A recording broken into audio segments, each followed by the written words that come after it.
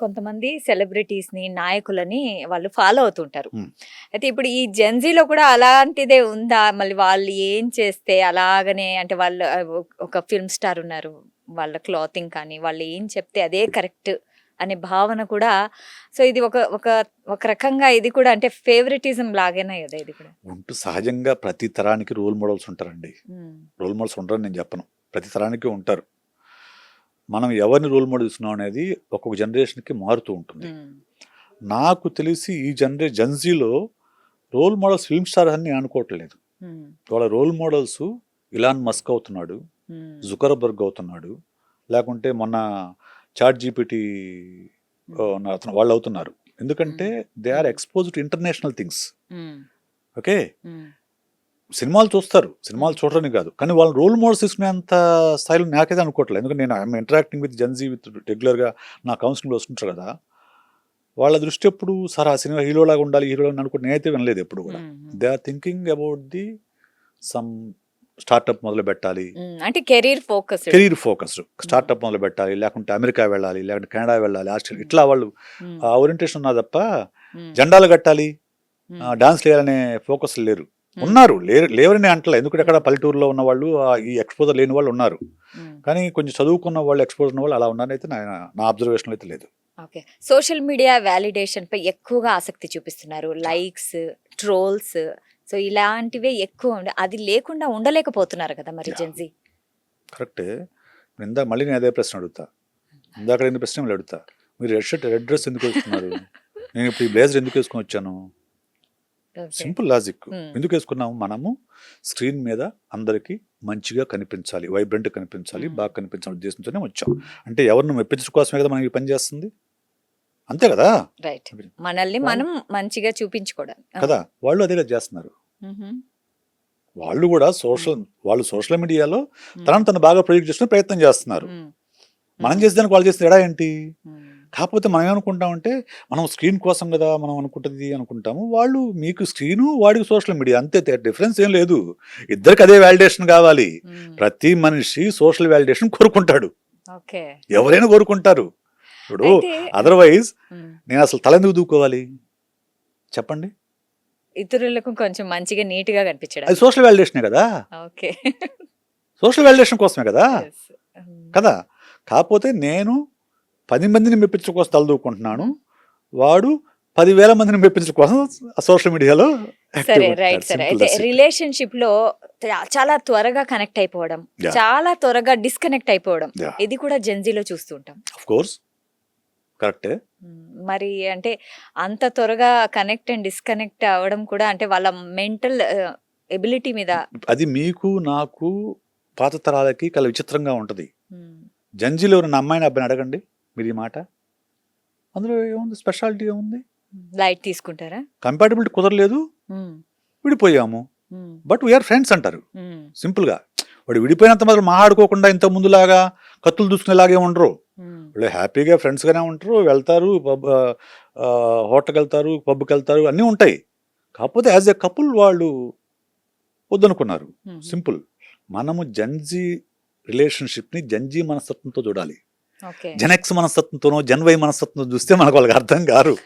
అయితే ఆన్‌లైన్‌లో అంతమంది ఫ్రెండ్స్ ఉంటారు గదా! యాహ్! వాళ్ళకి సోషల్ మీడియాలో. యాహ్! కానీ జెన్‌జీ లోన్లీనెస్‌తో బాధపడుతుంది అనేసి అధ్యయనాలు చెప్తున్నాయి. హ్మ్. మరి? సో అది నిజం.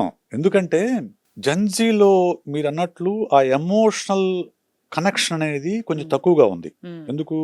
అన్నీ సూపర్ఫిషియల్‌గా ఉంటున్నాయి తప్ప రిలేషన్‌షిప్స్ అనేవి హ్మ్. తక్కువగానే ఉంటున్నాయి. హ్మ్. కానీ ఎవరైనా ఒకళ్ళు నిజంగా కనెక్ట్ అయినప్పుడు వాళ్ళు దగ్గరగానే బానే కనెక్ట్ అవుతారు. బాగా క్లోజ్ అవుతారు. ఓకే. ఫ్రెండ్ గ్రూప్ లేదని అనాల్సిన అవసరం లేదు. కాకపోతే ఆ ఫ్రెండ్‌షిప్‌లో ఎక్కడన్నా ఒక దెబ్బ తగిలితే వాళ్ళు తట్టుకోలేకపోతున్నారు. అంటే సెన్సిటివ్. Very okay. సెన్సిటివ్. హుహు. They are very sensitive in relations. Okay. అందువల్లనే వాళ్ళు కొంచెం బ్రేకప్స్ జరిగినప్పుడు ఇక్కడ ఏంటంటే మనకు విచిత్రం ఉంటుంది ఎప్పుడు కూడా. బ్రేకప్స్ పార్టీ చేసుకుంది అదే జనరేషన్. బ్రేకప్స్ జరిగితే డిప్రెషన్కి వెళ్తుంది అదే జనరేషన్ మళ్ళీ. అవును. ఆత్మహత్యలు కూడా చేసేసుకుంటున్నారు. అండ్ ఆల్సో జెన్‌జీ పెళ్ళే వద్దంటున్నారు. ఇప్పుడు ఎక్కువగా అదే వినిపిస్తుంది. ఎస్. పెళ్లి అంటే పారిపోతున్నారు. పెళ్ళి అది నిజానికి పెళ్లి గురించిన భయం కాదండి. అది రెస్పాన్సిబిలిటీకి సంబంధించిన భయం. అంటే బాధ్యతలు వద్దా వాళ్ళకి? బాధ్యతలకు భయపడుతున్నారు.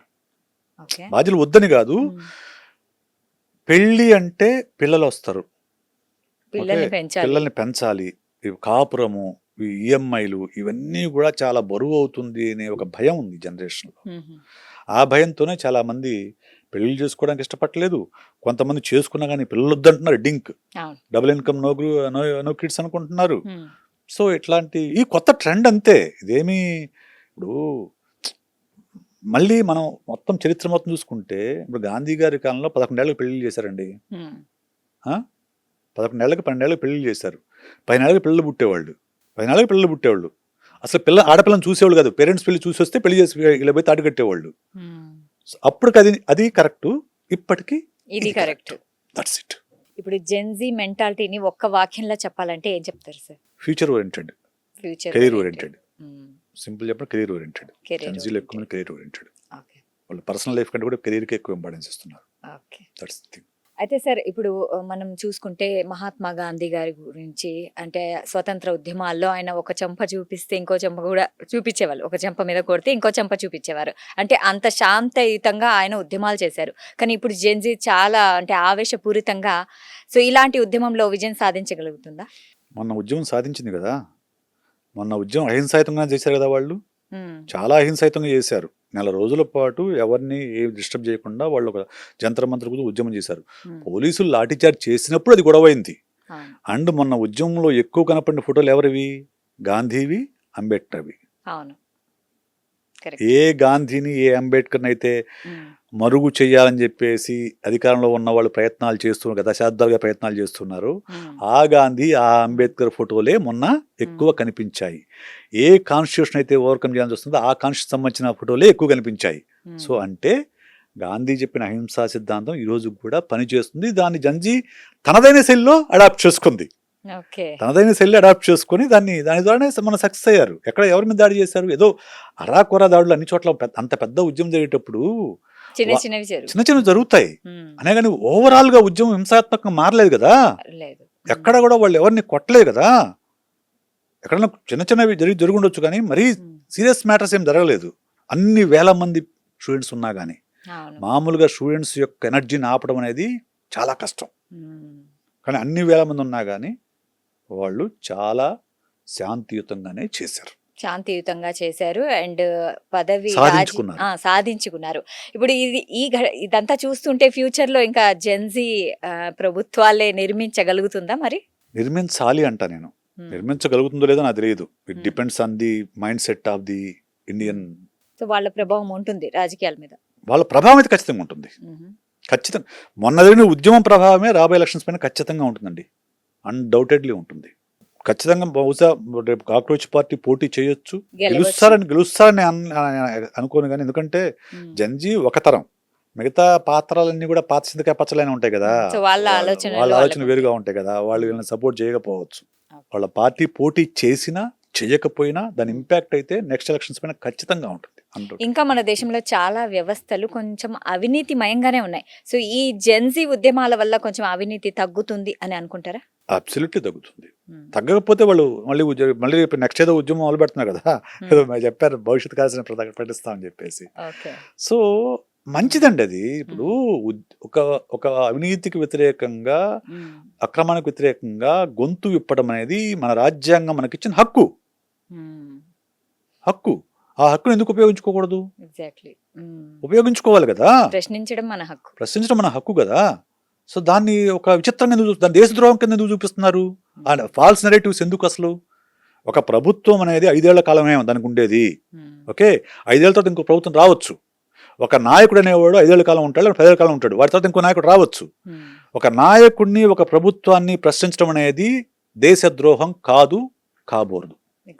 అది జెన్జీకి బాగా తెలుసు.